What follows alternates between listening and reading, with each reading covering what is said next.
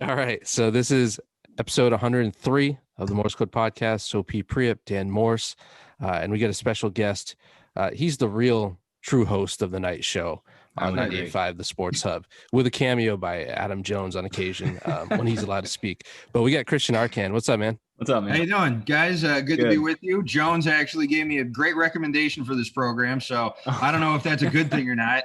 Things that he likes tend to blow up in everyone's face. He liked the N'Keal Harry pick, for example. A recommendation from him often isn't a good thing, but I think it's going to be a good one today. That's a good one. What were some other classic things you recall him just like totally getting wrong? Either he on said air when the just, Celtics beat the Raptors in the playoffs last year in the bubble that they were going to go on to win the whole thing. He was spot on, steadfast in it. And with Jones, sometimes you got to be careful because he'll set up something like that, and you think he's trying to be positive, but he's not. He's just setting like a fake expectation, and then he's going to rip the base out of it. But he really believed that. He really believed the Celtics would go on and make some noise. I didn't, and as usual, I was right and he was wrong. Right. Gotcha. It was funny. We actually asked Adam this the first time he was on. So, and it sounds like before we start recording, I know you live in the area. It sounds like did you grow up in the area too, in Boston? Yes, area? I grew up in the north end of Boston. I went to college in Colorado, so I was out of state for a few years, for about 8-9 years, and then I came back, and now I'm here. So obviously you do this for a living, but are you a Boston sports fan? Like from a rooting perspective as well? Okay, because that's what we asked Jones too, right? And he's like, yeah, I'm from here. I hope the team does well. Yeah, he was. Then you turn on the show about his fanship. Then you turn on the show and it's like just burn it all to hell like 24/7. Yeah. And I was like, wow, this guy must fucking hate New England sports and like really want these guys to stink. But no, that's good perspective too, because obviously like I'm trying to think like Felger and Maz. Like Felger is vocally not a New England sports fan, not from New England.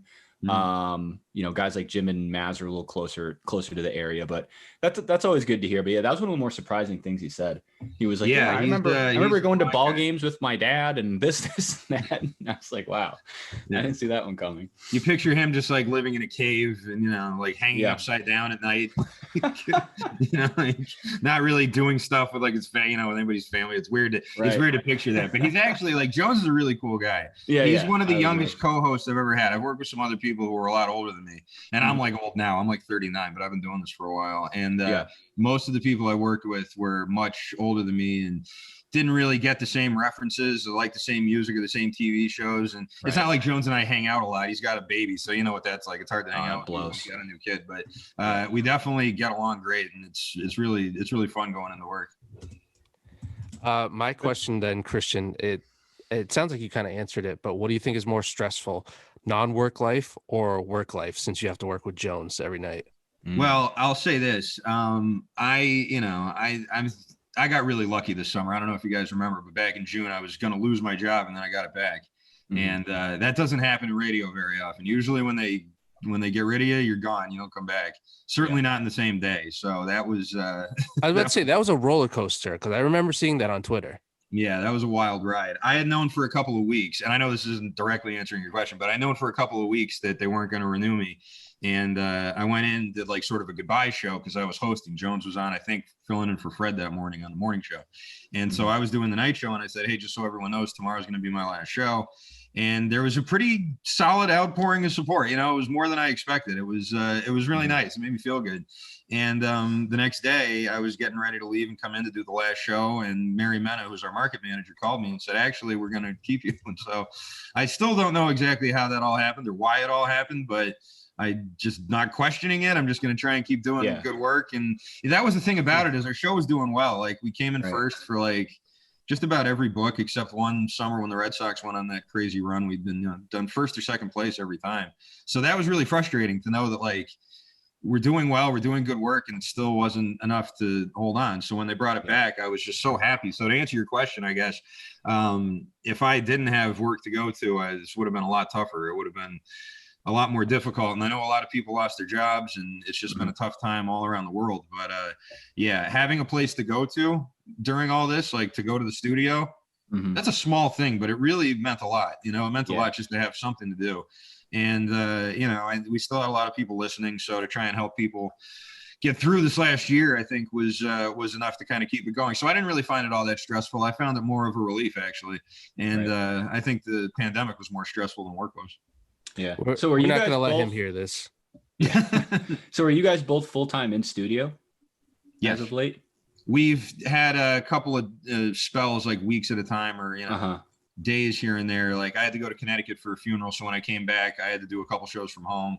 Right. Jones has had to do some shows from home, but mostly we're in studio just about everything. That's cool. Yeah. So what do you guys do? Like when there's like a Celtics game, you guys do a little bit before and a little bit after. What do you guys do like during the game? Do you just chill during and watch the game in the studio, or? Yeah, we got them on in there. We'll be watching along. We have Jones and I do halftime and post game too. So for Bruins games, I come on in between periods and do like the other hockey scores. For Celtics games, he does a whole halftime show, and I do the basketball scores, and then we have to do 15 minutes post game. It's like contractually obligated with the team. So basically we just watch the game and try and construct what we want to say after the game, what the halftime breakdown is going to be like, and just what highlights we want to use and things like that. It's mostly just a lot of sitting around. Like, I'm gonna be honest with you, we mostly just sit there and watch the game and fuck around. Like, it's not much really to do. Hardy brought in a putting green, so sometimes we'll test our putting skills and chip and stuff like that. We eat a lot. Like, I mean, it's not too exciting, but beats actually working. Yes, I agree. Yeah, we need Hardy to make some Fuppets of you guys, unless those already exist. Maybe those are maybe he's saving those. But I had a question, bringing it back to employment and being in the media industry. I think you guys briefly touched on this, and I'm sure it's a little too hot for radio. The Paul Pierce Instagram Live on ESPN. Yeah, and your great contributions to it. So yeah, I guess my question is that talked about, like, I guess when the mics are off, you guys think that's just as funny as the rest of us, right? Like, what are your general thoughts on that? I said it was funny on the air. It was. I mean, it was hilarious. I still am not sure if he meant to do that or not. Like, if he thought he was just sending a video to his friend, or if he meant to go live, or exactly. That was my first thought. Yeah, that was my first thought. He had no idea what he was doing. But then I thought that at first. But then after he got fired, you see him and he's on there on his story just ripping a blunt and blowing these big blunt clouds all over his patio. And I was like, maybe he did know he was doing that shit. And I mean, listen, I don't know what his marriage is like or anything like that. I don't know what's going on with the missus, but I don't know. It looked like, I can't assume that helped strengthen the relationship. Maybe that's what he thinks. Did you notice it was like a weird, like, where were they? Were they at his house? Outstanding question. That's what I was wondering, because in the background, when you look like behind him, so it's a pretty big area. Like when he panned around and stuff, there's some big TVs. Yeah. It's a huge poker table, but then the walls, it didn't look like drywall or anything. It looked like the inside of like a wedding tent, like a tent that you would rent out for a graduation party. Jesus Amaro said it looked like the lobby of a Santander bank. Yes. Yeah. What it reminded me of, actually, like you said, Soapy, I picture it like I think it was like season 5 of Breaking Bad, like when they started cooking in like their cover was like they were like Vamonos pest control. Yeah. It looked like inside of those big like pest control tents. That was a good idea. Well, could have been. Great idea. But that was very strange. And again, I didn't realize how late it was either, because I go to bed early. I found out about the next day. That was 3:00 a.m. Eastern time, right? Which sounds crazy, but I know he was in LA, so it's midnight. Like, I would hope that wouldn't happen much earlier than midnight local time.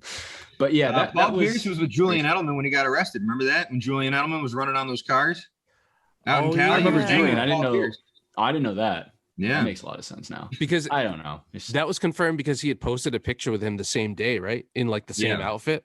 Not a great alibi. The other thing, I think Soapy and I talked about this. I forget where else it was, but I don't know when we were talking about this. The other thing it reminded me was the scene from do you watch Chappelle's Show, or used to watch Chappelle's Show? Oh, yeah. The Mad Real World skit. It just reminded me of that house, like just people getting haircuts, smoke everywhere, the weird white guy just walking in, and I was like, this is just like, this doesn't. You stabbed my dad. Yeah. And then the best part was I don't know, was he actually like interacting with the comments at all? Like talking back to questions? The one comment that he interacted with was, hey man, aren't you married? And he's like, nah, man, I'm not married. Oh, I didn't know. And then the internet so that's it. Seems to think otherwise. You know what? That is there's very real my wife left me energy in that video. I agree. Good point. Yeah, it was coming through the screen. Midlife crisis energy. Well, or like my wife's really cool with all this, or my wife's not in the picture anymore. One of those two things was the energy, definitely. That video. Yeah, some significant decisions have been made here. I was going to say one of our mutual friends, Josue Pavone, who I think he's been on with you guys a couple times. I have Josue on my Sunday show all the time. I think he's one of the best Celtics guys in the city, for real. I do. I love really Josue. Good dude. Yeah, him and we've had him on through like his show Causeway Street, and I don't think he's come on. Oh, that's what we were talking about it. When we were on Causeway Street, we're talking about the show. Those guys were talking about like the line was, "Who ordered pizza?" from the Mad Real World. Yeah. No, I'm your roommate. What's the square root of this apartment? Yeah. So good. The other thing I wanted to transition to quickly was we might as well touch on while we have you, current Celtics a little bit. And we talked about this in our last episode. It's like, I get it. Like radio, not you guys specifically. I would just say Boston media in general. It's like a lot of it is an entertainment factor. Like when they aren't playing well, it is entertaining to watch people say how bad they stink and like shit on Grant Williams and like all this stuff. But I think, especially after last night, that Warriors win, I think this is a legitimate change of direction, a legitimate winning streak. I've heard both sides of it from different personalities. What are your thoughts as of right now, coming off this Warriors win? Well, I thought that win last night was tremendous, and phenomenal. That was against a one-man army in Steph Curry, who's like mega Steph Curry right now. He's unbelievable. And some of those shots he made last night, that shot where he was like flung it over his shoulder. What the fuck? How does that even go near the backboard? And because Grant Williams was defending it. That's why it went into. Yeah, it's just that. Hey, nice sweatshirt, by the way. I didn't even notice that till right now. So with the Vulture sweatshirt, I like it. I didn't think anybody ever bought one of those. That was the one. I'm pretty sure that's why Jones gave us a good recommendation to you. There you go. Very nice. They're the only people who have proactively contributed money to our show. It might be a good move to go on. Yeah, right. You probably found it at like Goodwill. But yeah, that game last night was fantastic. It was they were down in the third quarter. I mean, they were down most of the game. Right. And that comeback was great. The dealing with Steph and how unbelievable he was. Any win over the Warriors, they had won 4 in a row too. Yeah. And I think that in a lot of ways legitimized this win streak, because this game and the Portland game were the only 2 games that you really look at in the 6-game win streak and think those were turning point games. Those are the kind of games I think you could stack up against any wins they've had this season, including, I know they beat the Clippers this year. They beat the Bucks this year. Yep. They haven't, I don't know if they beat Philly or Brooklyn, but like they've had some other big wins. And even in the streak, they beat, Denver, but Denver didn't have Murray. The Lakers didn't have anybody. And they had to go to overtime with Minnesota. So, I mean, like there was some kind of touch and go wins there. But that one last night, the Warriors aren't the 73-win Warriors, but they're a good team, and Steph's playing great. And they were able to withstand that. And Tatum without Jaylen Brown, I thought was awesome.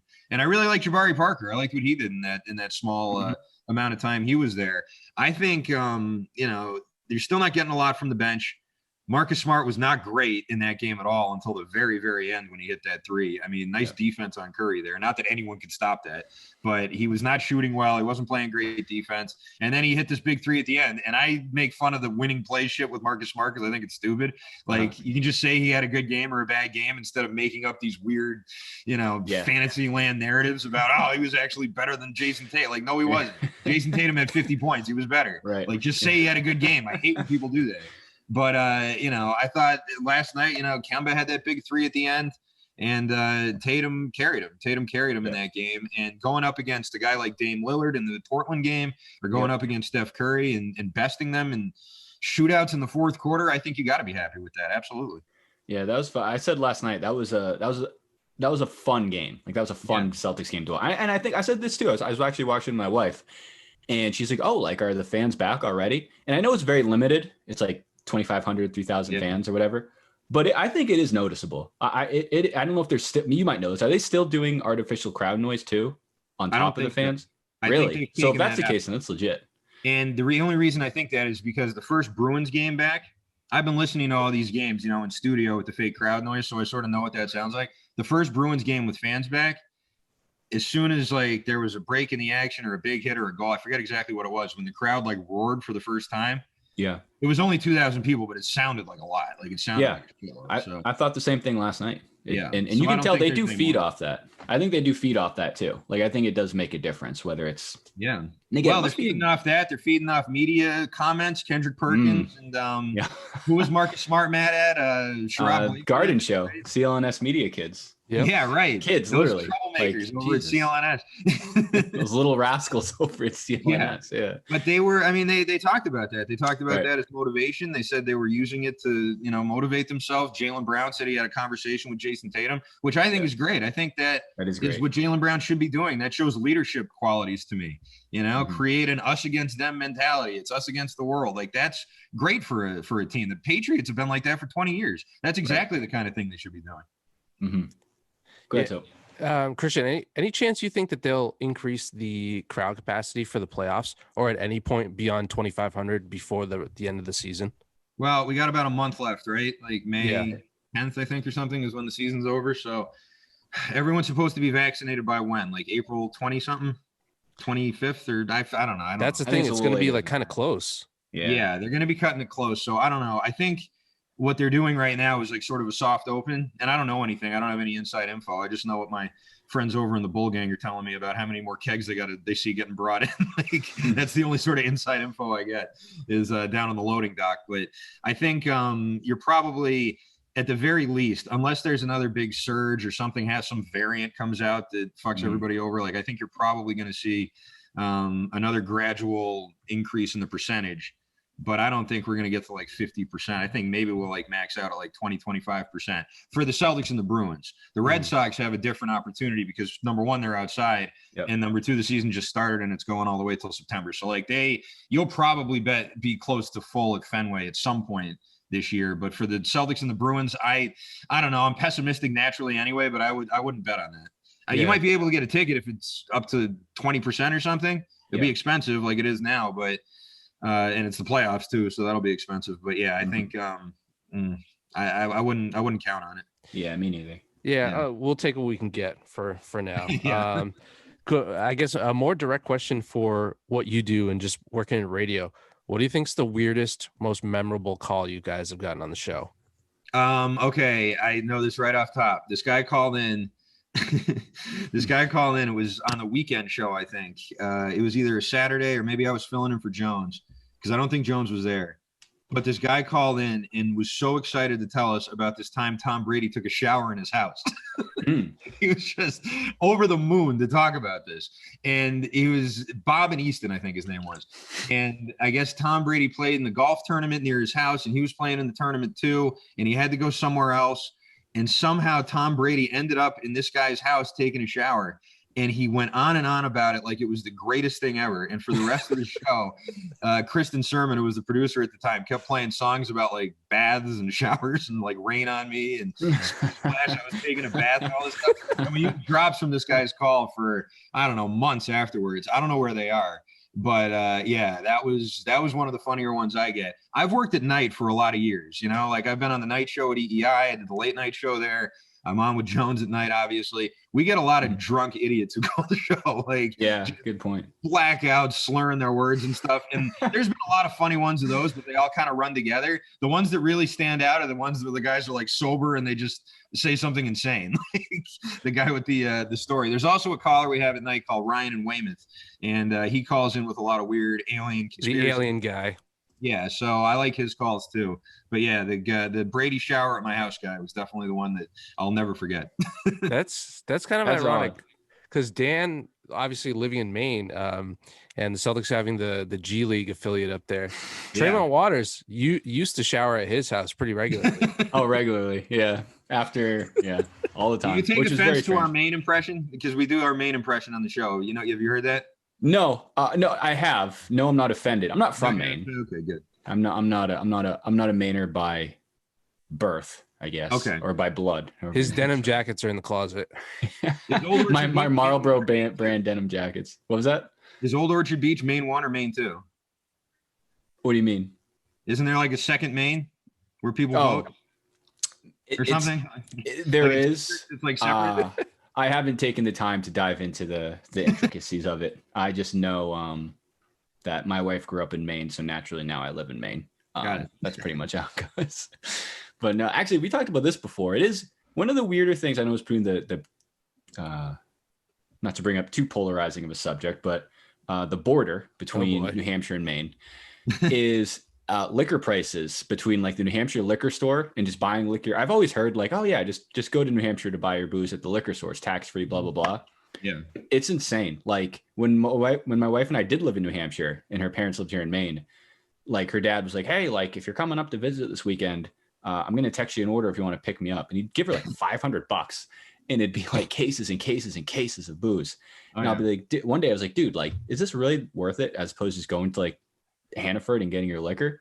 And one time he showed me the receipts and it's like hundreds of dollars of difference between like New Hampshire and Maine. So definitely. Long story short, that was my intro into bootlegging when I first met my in-laws going back and forth. So that's great. My family's bootleggers. I have a lot of bootleggers in my family from like Prohibition, and nice. My family has a house up in Meredith in Lake Winnipesaukee.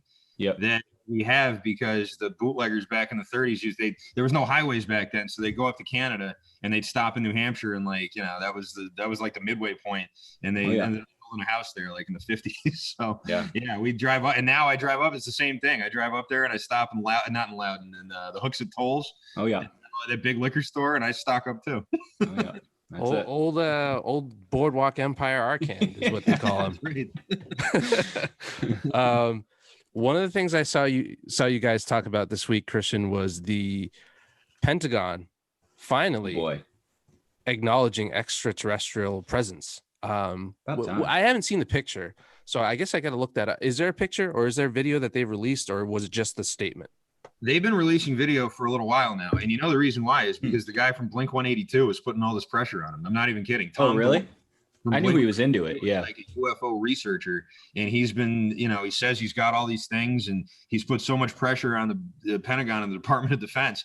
And I'm not even that big into UFOs, but I just love this story with Blink 182. So he's been putting so much pressure on them that they've been forced to admit, yeah, these are real. And it's not just, some people out in Alaska looking up at the sky and seeing some weird shit. These are Navy pilots. These are, battleships that are our own government and our own military out on the water. And the latest one that you're talking about, Sophie, are these green triangles that are like floating around up above this big Navy battleship. And I think, I hate to be a wet blanket with this sort of stuff, but there's so many weird drones now. Like, there's so many fucking types of drones that are out there all the time doing all this weird stuff that part of me thinks that these are just drones, but where'd the drones come from? Maybe the aliens have drones, like who knows? And they're also bright green. Like this was like night vision. So like everything it's like that Paris Hilton camera. Like everything looks kind of green, Yeah. But it was these like 3 pyramids basically, and they were floating up above this thing, and then they all rocketed away. So it was either like some crazy fucking drones or you know what it was. If the aliens came here, excuse me, and the first person that they saw was Jones, do you think they stay, or do you think they like abduct him? What do you think would be the outcome if that was like their first impression of humankind? We'd be doomed probably. Yeah, you think so? Depending on it would matter if like they communicate with him, because I don't know. You've seen Jones; he's not a very big person. I don't think he would like intimidate the aliens with his physique. Like if it was Ted Johnson or something, and the aliens saw Teddy, they'd be like, "Oh fuck, we better zap this guy because he's one of us." Well, yeah, or that. But with Jones, like he's very slight. He's very, I call him Bones Jones, and because you can see his bones. So I don't think they would be threatened by him, but if they spent some time talking with him and conversing and getting his general outlook on the world and humanity, they'd probably destroy the planet to do us a favor. Right. That's what I was going to say. Like if they intercepted like your guys' radio frequencies instead of seeing him and just being like, wow, like we don't need to waste our time here. This guy they already hate everybody because people are calling in and just yelling at this guy. Let's put them out of their misery. That too. Actually, a good point. Scarier point. Yeah. I don't know. The other thing I wanted to touch on, kind of piggybacking off what Sophie said, I think you mentioned this too on one of your recent, in case you missed it, segments. one of my favorite stories of recent time was Ush Bucks and Usher's make your own DIY currency that has been sweeping the nation. And I guess my only question is, and I haven't really talked to anyone about this, but is that not illegal? Like, to have fake money? To throw fake money at, because you were just talking about this, Soapy, with Tyler about like strip club stories. If you're not spending money at a strip club, that's like frowned upon, right? Don't they typically like, kick you out? Yeah. So what's the difference between that. spending fake money and not spending money at all? Well, being Usher is a big part of it. When you're Usher, you can kind of do what you want. But I did a follow-up on the story, and it turns out that Usher had this like fake money that he was, because he's doing a Vegas residency, you know, like Britney Spears or fucking Celine Dion or something like that. He's doing like a Vegas residency out there at one of the clubs. And so he was bringing this money around with his face on it as like, you know, guerrilla marketing. And like out there as people were handing them out as like flyers and stuff like that. It was like an ad basically. And they brought some of it to the strip club, but apparently the club was called Sapphire, I want to say, in Vegas. And everybody at Sapphire, TMZ interviewed all the people who worked there, and they were like, no. Like, he paid money, like he tipped real money, and he took care of everyone and was really nice, really generous and all that. But they left behind some of those Usher bucks, and some of the strippers saw it. That's awesome. Yeah. It was funny. I mean, it was a funny story, but I don't think Usher was really doing that. You know, great story. Think about it. If you're Usher and you do that and that gets out that you were really doing that, throwing fake money with your face on it, you look like a fucking asshole. Correct. But I don't think Usher would do. I don't think he'd let that happen. But I don't know them. So.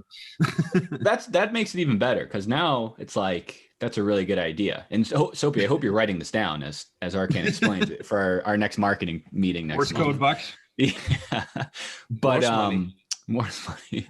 But yeah, that's almost the equivalent, I guess, of like normal people just like mixing in like their business cards, I guess, like with like real like dollar bills, like an insurance agent like throwing, all right, 111 business card 111 and then like bringing them out across. So yeah, throwing like referrals out. Yeah, can't knock the hustle. Yeah, like those classic like door-to-door sales, like 5-person referral sheets for them to like call. It's like Shroot Bucks. You ever see Shroot Bucks? Yeah, exactly. I've always been more Stanley Nichols over Shroot Bucks, but that's just me. That's just how I was raised. What do you got? Go ahead, Soap. Man, yeah, damn, that kind of sucks that turned out not to be a real story. Like, yeah, that's the thing about these viral stories, is I only want to do enough research before I'm like, fuck, like, all right, this isn't as fun anymore, because yeah, it was just like a hoax or so. Yeah, I guess my follow-up question to that is, did that girl get in trouble for like someone made that story up, right? One of the strippers, or no? So one of the I actually researched this. I researched this by looking at a stripper's Instagram page. she was it was I will too. Like, what would you do if you were dancing for Usher and he threw all this money? And would you be mad or something like that? And people were like, oh yeah, I'd be pissed. Oh, he has so much money, I can't believe this. And this girl's hot, by the way. And so that like blew up or whatever. But I don't think she ever said for sure that Usher didn't give him real money and only gave her that. So I don't know what like the libel laws are or anything, or if that even applies to social media. I somehow don't think so, because he did leave that money there. It's not like he didn't, but that's not all he paid with. So I think there's a bit of a gray, like legally by the letter of the law, I don't think she did anything like actionable, but not the nicest thing in the world. I'm sure Usher's not going to be happy about that. He's not going to tip her next time he's over at Sapphire. And I can't imagine that's what she wants. So I don't know. Yeah. I wonder if she'll get fired. Cause like, that's like, imagine, you know, bringing that negative attention. I'm sure Usher then immediately called Sapphire and it was like, what the fuck was that about? Like, and yeah, I don't know. This could be her confession. It's tough to be Usher. Christian, I noticed you follow Tyler I Am, aka Trill Withers. Have you seen the, I guess with like NFT and everything, now you can sell tweets. Have you seen really? That? Yeah. Apparently you can sell your own tweets. You can just sell, it has to be your own. Nobody knows. Yeah, it has to be your own. I don't fully understand that, because the same thing with selling highlights. Like I'm still going to be able to just Google that highlight and watch it later myself. I don't really get it. I could just take a screenshot of your fucking tweet. Like, you know? Yeah. No, but they're going for like millions of dollars. That's so weird. I don't get any of Or this. maybe thousands, but still. I don't understand Bitcoin. I don't understand Dogecoin. I don't understand stock market. I don't understand NFT. I really don't get any of it. I'm too dumb to follow it. It's just okay. goes right over my head. The people who do talk about it on Twitter also don't understand it, but they talk about it on Twitter. So it's really not, you're not missing much. But those NFTs are weird. And we tried to ask Tyler about it, who it sounds like he could sell them for like a good chunk of change. He's got the kind of tweets you could sell like that, I think. Sure. You know? And even he's like, I have no idea what I'm doing. Oh, yeah. Like if someone wants to give me a few racks for a tweet. Gold standard, I'd say. Yeah. I was going to ask if you remember any off the top of your head that you find the most memorable, because both Dan and I are pretty big fans. So I've got one in my head that I think is his, like, he acknowledges is his best. I just wouldn't share like, how much you follow him or anything, but I think he's one of the best parts of Twitter. He'll text you right back. That one. Yeah, that's the best one. That's his Mona Lisa. Yeah. What's your favorite part of Twitter? Because I feel like you're one of the few guys who like really enjoys it and doesn't really get into the weeds too much, as far as I've seen, with like the negative shitty aspects, which there's plenty of that too. Sometimes I do. Sometimes I'll get in the mud. I used to a lot more often because I feel like before you really have a platform, that's a good way to build one, is to just start arguing with people, and people like that. People like to read that. So I find myself not doing it so much anymore, but I start reading these people getting into these long, angry shitting matches with each other. And I find that entertaining. I've always found that entertaining. And I like to argue. I've always liked to argue. That's why I like working with Jones. That's why I love Twitter so much. There's negative parts of it. People are dickheads, and sometimes, people cross lines and stuff like that. But I don't know. I mean, it's a little easier for me. I think like, I don't know. I like Twitter a lot. I think Twitter's a fun platform, but I also understand why people really hate it, because I don't think it's for everybody. Have you gotten your blue check mark in the mail yet? Yeah, I got a blue check. I have a blue check mark. This is true. I worked at the Boston Herald for 4 months, and the day I got hired, the next day I got a blue check mark on Twitter. I didn't sign up for it or fill anything out or anything. I think maybe the Herald submitted for it. I don't know exactly what happened, but I got a message from Twitter saying I was verified. And it's funny because Jones isn't verified and I am. So I like to rub that in his face once in a while. Oh, boy. I've always wondered what that process was like, because I got a whole 300 followers. So I'm counting down the days until I get one. Yeah, you got a case. Yeah. Is there anyone that I should reach out to? For getting verified? Yeah. Try working at the Boston Herald for 3 months and then getting fired for ripping on Trump too much, which is what I did. And you'll have the blue check mark forever. They don't uncheck you. So like you don't get unverified, I don't think. Oh, I could fulfill at least one of those things. Yeah, just go get a job somewhere. It's like I guess the Herald is still considered I don't even know where their office is. I don't even think the Herald has an office anymore. But I used to do the radio show for them in 2017, and I don't even think Herald Radio exists anymore. But it was fun. It was supposed to be a sports show, but it was right after Trump got elected, and it was with the Herald. So I figure let's piss all these Republicans off. And I basically went in there and just screamed and yelled about how much I hated Trump every day. And then I'd sprinkle in some sports too. Sure. And it was fun. People liked it. It had a pretty good following, but eventually they gave me the axe. So basically it was Trump sucks, fuck Trump, and then occasionally also Isaiah Thomas had 53 last night. Pretty much, yeah. And that's going to be a home run by Castellanos, and it's going to be a 4-0 ball game. And you may not hear my voice again. It's funny, and I was pulling this up while you guys were talking, so I thought I heard this, but wanted to make sure it was true before I mentioned it. Dave Portnoy is not verified on Twitter either, which I've always thought is so weird. I think he's got 2.5 million followers. Obviously. It's got to be that he told him not to at this point, right? You think? Yeah, because a long time he was fighting for it, and I think now he says that he doesn't want it. Oh, whatever. So anyway, I'll take it. I never really cared about being verified. I didn't think it would happen. Like I was doing a late night show on EEI, and my Herald show was not a big deal or anything, and it just happened. And now I can't imagine. It's like flying first class. You can't go back to coach after that. Yeah. Gotcha. So you get free meals wherever you go, I assume. Right. So we're coming up on time. We'll let you get out of here. 3 rapid fire food-based questions. Oh, nice. We're a big culinary podcast too. I don't know if Jones mentioned that or not. But let's start here. So speaking of the Warriors game on Saturday, Are you Jayson Tatum sub or Draymond Green sub if you had to pick one? And if you actually had one. I haven't had either of them. I have a tweet that's doing pretty well about Jayson Tatum holding the sub, and it said my sub doesn't miss layups at the end of the game. Very nice. That was very good. Got about 500 likes on that one. It's not my best work, but people like it. I don't understand what tweets are ever going to go well. Sometimes I'll tweet something and I'll be like, that was a fucking good tweet, and no one liked it. And that drives me nuts because then like I don't know what's good. I don't know what a good tweet is. I think I do, but I don't. Story of my life. I think Jones said that same thing verbatim. Do you remember that, Soapy? I swear to God. Yeah. He's like, oh, this is a good one. And then he's like, I posted this other one that I posted one I thought was really good. And he's like, people see it and they're like, oh, that blows. And then he's like moves on to something else. Yeah. But yeah, it is what it is. It's a buyer's market. You never know what you're going to get. So let me see. Draymond Green sub doesn't have bacon and Tatum's does. That's really all I know. More or less. Yeah, I think so. I got to go with Tatum then because I like bacon. I think Draymond's is like a steak and cheese pretty much, right? Ooh, I like steak and cheese. And I think Tatum's like a bacon turkey something. I would lean Jayson Tatum as well. I'm not getting into the Subway though. 100%. That's true. I've never done that. I don't think I ever would. I have. It's not great.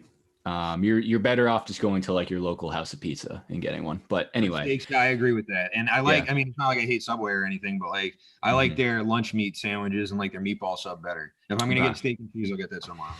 I was gonna say they are our biggest national sponsor, so keep the Subway slander off the record, please, if they're listening. Have you tried the Jayson Tatum chips? Quick side note. Yes, I have. I actually bought them the other day. They're not bad. They're not bad. Got a kick to them. How bright? Well, it's like this weird dark bright red that they are. Very deceiving. Like the Red Hot Cheetos, you know, like it's that sort of fucked up color, which it was a little off-putting at first, but once I started eating them, they were fine. Yeah, I agree. Okay. Did you hear him talking about the chips and how he's I did. That's actually why I tried them. That was one of the better segments I've heard in a while. On Pilgrim As, that was hilarious. And I think Murray looped it or clipped it, whatever you guys call it in the biz, where it's just like, I like chips. Felger imitated it was so good. That was his real like candid answer. I haven't heard this. He had like it looked like a pretty extensive quote. Like, I don't know if it was in a magazine or it was a media question. It was like one of those it was like a planted question about, oh, I hear you're doing this Ruffles chips. And he's like, well, I've always liked chips. Like it's it was very strange. Thanks, JT. I've been eating Ruffles since I was a kid. Like, wow, that's really unique, Jason. Very eye-opening. Yeah. Okay, next question. We've had this debate on our show and it's caused a lot of controversy. Are you team drums or team flats when it comes to chicken wings? I prefer drums, but I don't discriminate. I like the flats too. I just I prefer the drums. Okay, me too. So I don't like how. Oh, did you lose me or Arcand? Just Christian. There you go. Okay, yeah, I think so. Team drums, yeah, I agree too. Like, I'm not gonna not eat them if there's both. But the reason this got brought up is I never even knew it was an option until I was ordering on like DoorDash or something. And it's like, hey, pay $1 extra if you want all one or the other. And I was like, oh, this is great. I would pay $10. Who does that? There's one place locally up here. I don't remember where it was. Oh, someplace in Maine? That doesn't help me. Yeah, someplace in Maine. They serve wings on their menu. But yeah, just a like white styrofoam thing of drumsticks. That's all I've ever wanted.